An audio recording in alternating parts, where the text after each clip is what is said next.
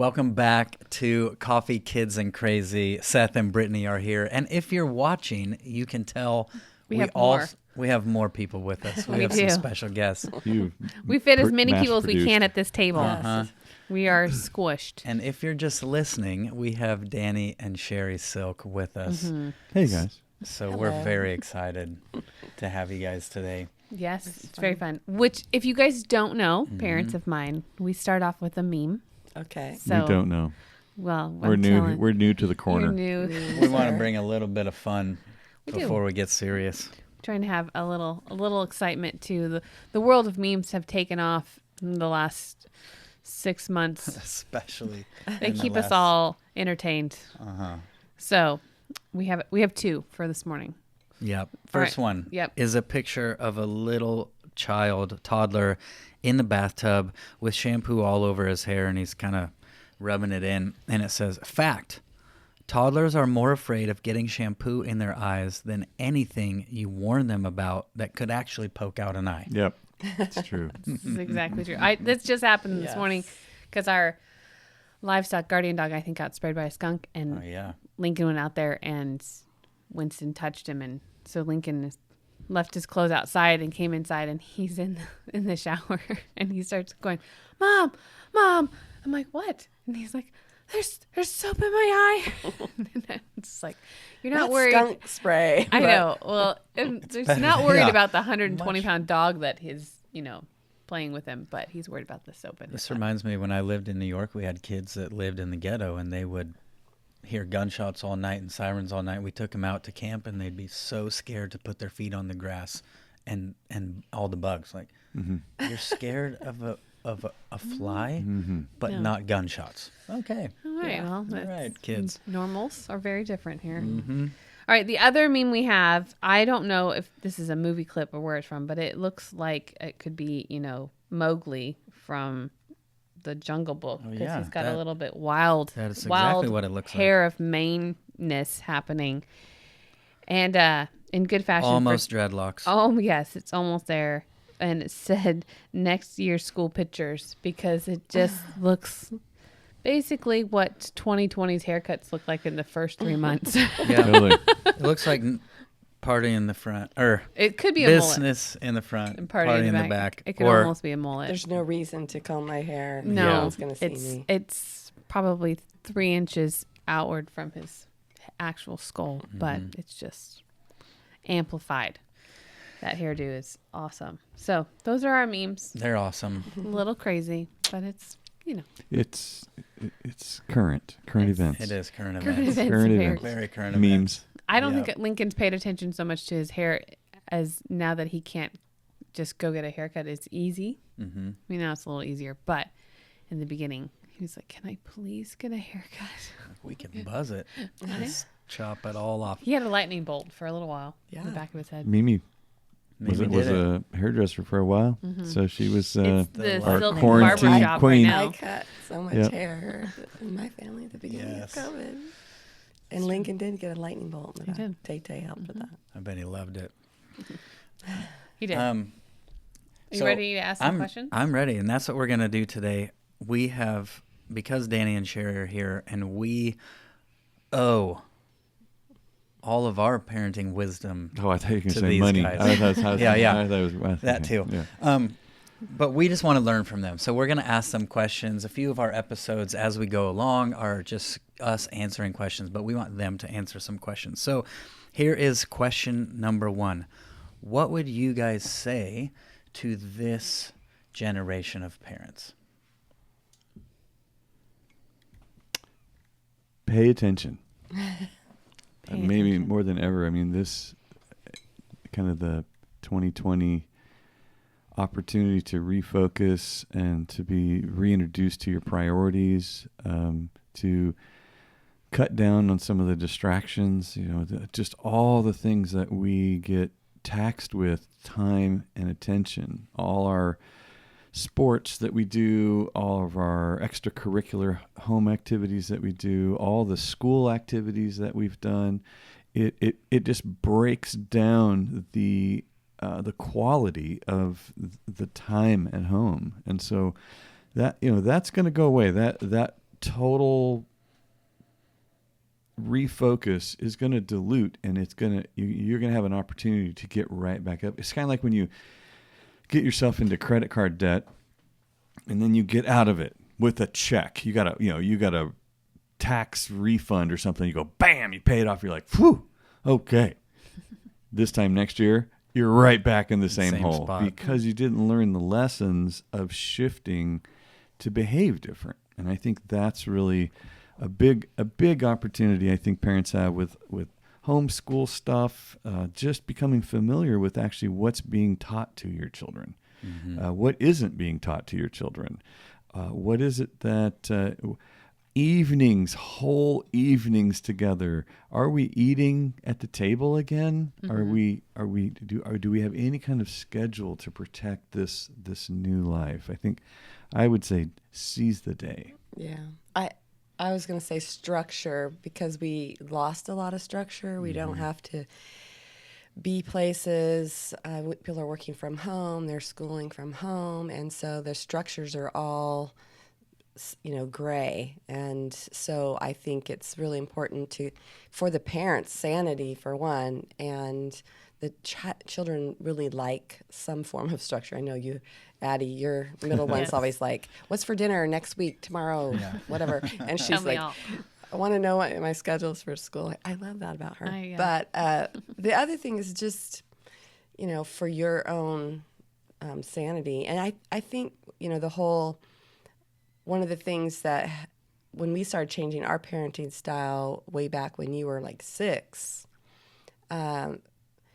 having the goal in mind that, keeping that, the whole loving our kids on purpose, the on purpose part was, I'm actually looking at who I'm trying to create as a human being way out here when they're this little wrapped around my ankle and they just want a cracker and I'm tired. It's like I have to keep thinking, what am I doing? What am I building in the future for this child internally? And so structure, I think, helps with that. Yeah. Yeah. That's good. I think that, everything that you're referencing right now is very true, very relevant. Ben and I are having our own conversations and dialogues around it.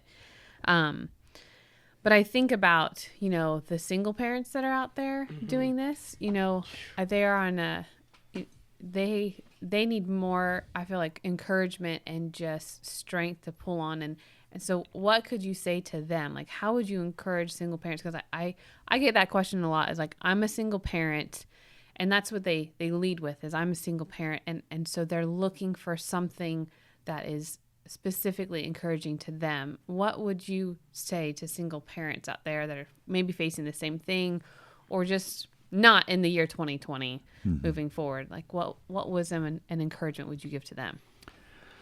I think it would be really important that single parents find other single parents, that you group up, that, there's safety in numbers. And I think that there has to be some way to support each other, to have someone that totally empathizes and understands your predicament, because there'll be, social wave after social wave that comes through that tells single parents, hey, you should be doing this, you should be doing that. And you're like, well, how do I do that? I'm a single parent, blah, blah. But when you're grouped up, you'll handle it more like a family than you would as a isolated island. So more than ever, I think right now I'd be finding people on Zoom, finding people on social media, finding people wherever. You don't have to get out of your house and go do it. But then the next step would be find out, if you're part of a church, that would be, if you don't have one, start one. Get the mailing list and send. Church. Yeah, just get around other people that you can actually connect with, feel supported by, and offer support. Yeah, I think I have a few single moms that I've met with, and they have that pressure of, I'm the one solely responsible, and I'm carrying this heavy load. And so they not only have the burden of taking care of the kids and what the kids need, but themselves don't have their needs met. And they have this kind of, well, if you don't, we have this, if you don't have a good father, go find a solid person and bring those parents into your life. And so it's that pressure that it's up to me to go find somebody to help me. Yeah. And I think community is the answer, like Danny said. But I would challenge people that if you know a single parent, single mom or dad, you don't wait for them to come to you and say, would you help me? But you realize they just need help. Yeah. I mean, I remember back in the Weaverville days, we had a really tight community in a small church, and we had several single moms. One of them had 4 or 5 children. And I remember getting calls, I'm locked out of the house, I can't get in, my kids are in the car. Somebody in the community is going to help them. And I think I would challenge, the people that are in their lives to move toward them, not just wait for them to say, I'm in need again, I don't have something, I don't have food, I don't have enough time or whatever. But if this truly is a community, then you be the one that moves toward them. No, don't wait for them. That's really good. Can I ask another question on top of that? Unless you got one. I have one. Well, not that one. Okay. So what you said, Mom, was, when that pressure to go and find, what they're missing, whether it's a single mom looking for a male figure or a single father looking for a mother figure for their kids. How is there any suggestions or strategies around how they can do that? Because I think that pressure piece is real. Like, how do you push in and like, how do you ask for that without feeling like this is too hard or this is too vulnerable or I'm just going to try and be both? Because I think that's one thing that I hear is people are just trying to be both roles. Yeah. Well, it's a vulnerable position, and it's that I want to be vulnerable, but I don't want to be weak. And we think those words mean the same thing, when really, when I'm vulnerable, that's when help comes. Yeah. It doesn't mean you're weak because you need help. And so being humble and saying, hey, can we have coffee? And, this is weird, but it's almost like we want a relationship to be organic, we say. So if we connect, then that'll be good. Then and we'll have, we'll have another meeting. But if we don't connect, but at some point you're kind of trying out people. And it's not like because you invite somebody in that has more needs doesn't mean you are overcome by this person. It doesn't mean you don't have boundaries on this end. It means I'm still in charge of my time and my energy and my resources, but I can still have a coffee. So I think they have to lean in and realize I'm not weak because I'm vulnerable. And it's that vision. Like, I'm being vulnerable right now because I'm trying to create this superhuman person out here later. And right here, right now, I need some help. That's good. Really good. Talking about single parents, our next question has to do with fatherlessness. And I think all of us can kind of see, all right, this is playing out quite obvious. Fatherlessness is a big problem. And I don't think it's just with single parents. I think it's even with absent parents. And even in the distant parents, not super present, not paying attention to what's going on. But how can we help change this fatherless thing that's has been happening for a long time? Well, I think that, restoring the value for whole families has got to be a starting point. We're going to have to realize that we are presently living in a condition, the statistics around the consequences of fatherless homes is staggering. I mean, you get out there and you just type in fatherlessness and you end up with crazy suicide, trafficking, pregnancy, drug addiction, dropping out of high school, drug addiction, you just go through it, and they are the highest percentages that are available. Yeah. And you're like, wow, what is going on? This looks like an epidemic. This feels like one problem to solve that would fix a ton of stuff. Yeah. But we're over here running around blaming what like, hey, no. Just let's restore families. That really, I think, is the strategic pivot in society today. Is okay. Let's look at the ideals that are disassembling families and creating massively vulnerable populations of women and children. Yeah. And those vulnerable people are being exploited by evil people. Yeah. And that condition is only developed when you remove a masculine protector and a loving provider, and one who can unify the unit around we are a family.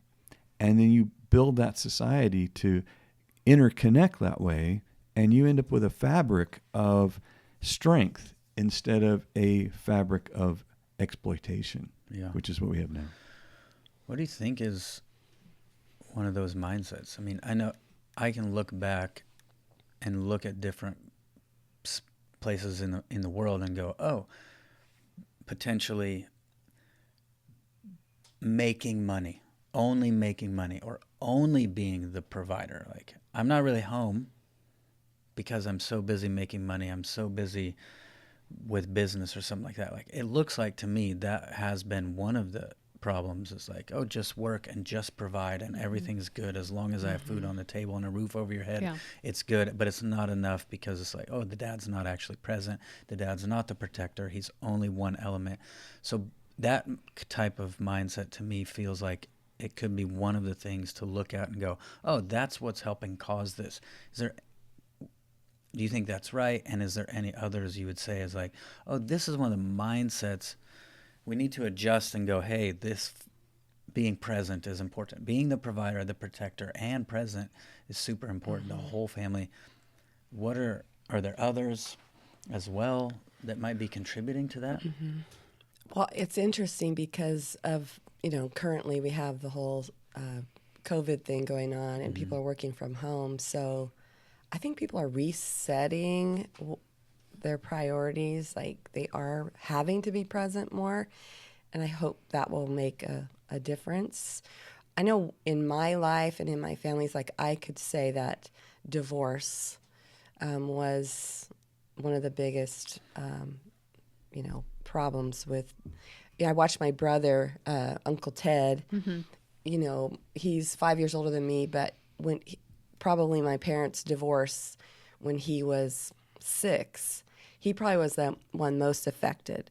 And because in the divorce situation, the way my mom and stepdad kind of handled dealing with my real dad, it's almost like we watched Ted. Of course, I didn't pay attention because I was little, but as he was the one that was doing drugs by the time he was 13 years old. He was breaking into police cars. He was running away. They signed him off to be in the service by the time he was 17. He lasted 6 months. So many things. And what happened is it's almost like he chose to be an orphan rather than choose a parent. So he had parents, but because of divorce, he chose to be an orphan because he didn't want to disappoint this one by choosing this one, and vice versa. So he was just, he had a family unit, but it was so dysfunctional that he just took off and became to be on his own. It introduces that this is actually a twofold solution, meaning you have to have fathers that are retrained and in a sense re-indoctrinated around their position in society, in the family, welcomed back in and activated. And then the other side of it is that people that have been raised to be afraid of toxic men, meaning that men who are not fathers and husbands in their identity and thinking that way in a family are actually big brothers with exploitation in their mind. They're basically the oldest child left to babysit and all that goes with that. So you end up with this orphanage, survival village, and this is going to reject this. This is going to be a war. As soon as fathers rise up and say, hey, there's some structure, there's some rules, there's a bedtime, you have chores, you will be nice to your brother, you will be respectful to your mother. That, as soon as that introduces to this group here, this group here is going to go, no, if you can't beat me up, I have no respect for you. Yeah. If you have a knife, I'll go get a gun. Yeah. Try to control me. I dare you. I'm out of control. So this really is a dynamic that we are going to have a strategy, because if we don't have fathers, we don't get rid of this orphanage. Yeah. But once we do, now the bonding process is going to be a real challenge. It's a real issue. What about for those who are becoming those fathers and realizing like, I'm needed in here, but you're going to reject this. Like you're going to fight against it. You're going to fight against me becoming a father, or men becoming a father. You're going to fight me on this. How do we push through that? What do we need to know? Like, oh, I see what's happening here. I'm going to love you. I'm going to set boundaries. I'm going to confront you. You're going to run. You're going to reject. You might even attack. Probably going to attack too. How do the fathers approach this? Like, if these guys are doing everything, if the sons are doing everything they can to go, or the orphans are doing everything they can, like to refuse fathers to step into their lives, what's the posture a father has to have in that? Teflon over their heart, like, you're really hurting me, I'm still going to love you. You're really rejecting me, I'm still going to come after you. You're attacking me, I'm still going to work to be a father in this. What's the posture we have to have for that?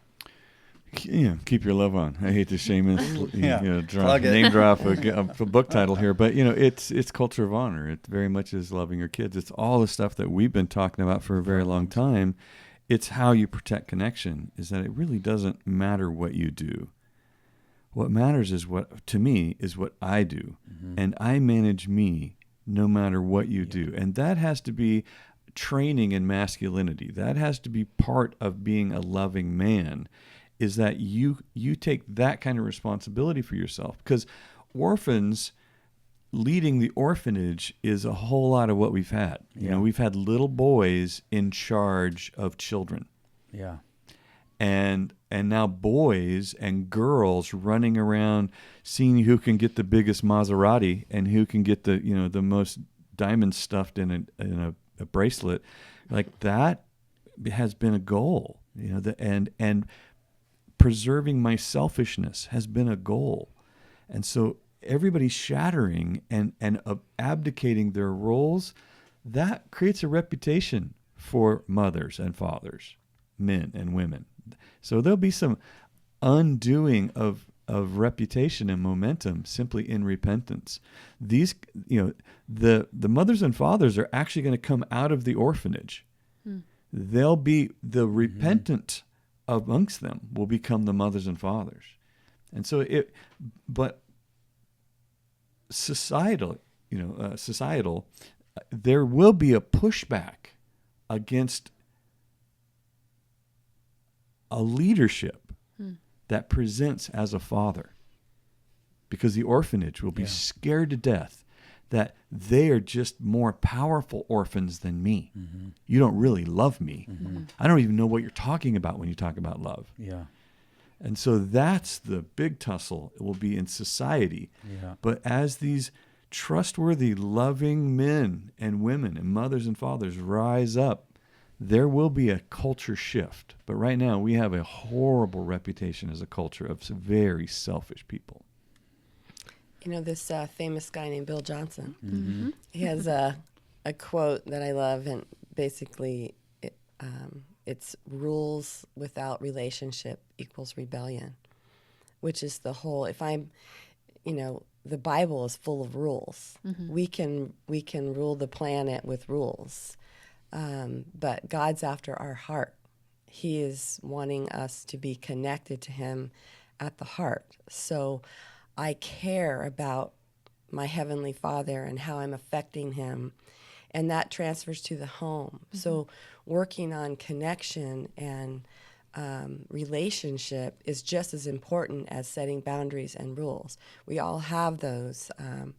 I remember being in the car with the Johnsons when we were going somewhere. The 3 kids were in the back, and Brian and Eric were in the way back of the car. So I'm in the middle with Leah in her car seat, and they were probably 9 and 7 or something like that. Mm-hmm. And they were messing around and making noise and being goofy. And Bill, he tried to talk to him from the front, like, hey guys, settle down or something. Well, they're like boys in the back of the car, right? Mm-hmm. And so we pulled over.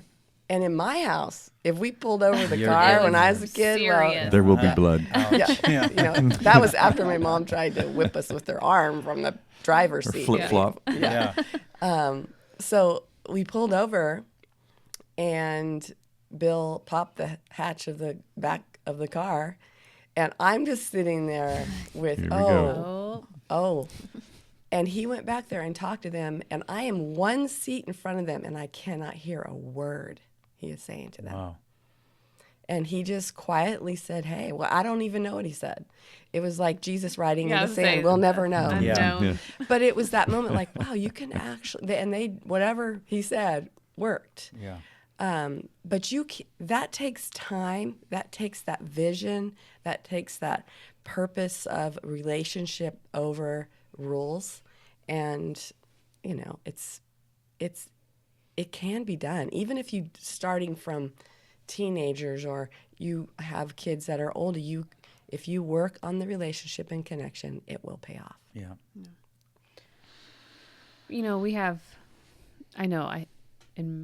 For Ben and I know Ben is very aware of being a father, being a good father, being a good leader to our children. And I know Seth is, thinking all these things. How do I do this? How do we fight against this thing that wants to happen in our families and in our homes? But as a mother who sees that the fatherlessness is large and thrives in other families and homes, like, how can I support these fathers that want to fight for it? How can I support my children and nurture them to see their father as a leader? What's a practical way that, as a woman and as a mother, we can move towards really fighting against this? I think I love the practical. So, like, give me a target to hit for these kids, for my husband that wants to do a good job. Well, I think the husband and wife have to do a good job. I think they set the culture, they set the tone. So husband and wife learning to protect the connection, communicate, find out what you need, express your needs, respect each other's needs. That is just momentum for how you will interact with your children. And that will bond and build a connection. I think that, when we have a lifetime of kind of being tossed around by disrespectful, selfish, scared people, and those people lead us and interact with us, and we grow up in that, we look at these relationships that are very challenging. I mean, you connect with another human being, and all of a sudden you're like, I don't want to do this. Yeah. And you have no skills. You have nothing but what they had, and you're going to reproduce it. And most likely you've attracted somebody that will participate in that. So it's guaranteed you're going to reproduce that. So you really do have to invest in your own health, your own maturing, your own skill set. If you're disconnected, you're in pain. Mm-hmm. And pain's a beautiful motivator. It really is. Yeah. And so don't, you can get rid of the pain by creating a vision, or you can get rid of the pain by getting out of the relationship. But you're just going to reproduce it. You're going to keep the you everywhere you go, there you are, and you'll create the same culture over and over and over. I remember a meme I saw said, "If you don't." This is what Seth says all the time. I remember a meme I saw. They're good. They help. Some of them help. It said something like, "If you don't get your wounds healed, you bleed all over people who didn't cut you." Something like that. I don't remember it exactly, but I saw that same meme. No matter where you go, if you're still bleeding, everyone's going to get blood on them. Yeah. Well, that was good. That's good. I think, good. What I heard you say just then, was there's a level of self-awareness that you have to increase in, and a maturity you have to be willing to embrace. And going back to even addressing with single parents, is there has to be a place of vulnerability where you go and find people that are doing this better than you to ask for help. So, guys, thanks for being so wise. Yes. Yeah. Yes, we appreciate it. Well, let me show you this wound right here. See how I got that? Well, it's not bleeding on all of us, so that's good. That's right. It's not bleeding. So. All right. Well, that was great, and always fun to have you join us. And so thanks so much for your wisdom and loving on everyone that's listening to us. And hopefully we're changing culture and getting rid of that known thing of fatherlessness in this world. We're trying to fight against it. So be encouraged to fight with us as well and change your normal for something that you actually want to protect. Yeah. So we'll see you guys later. Bye.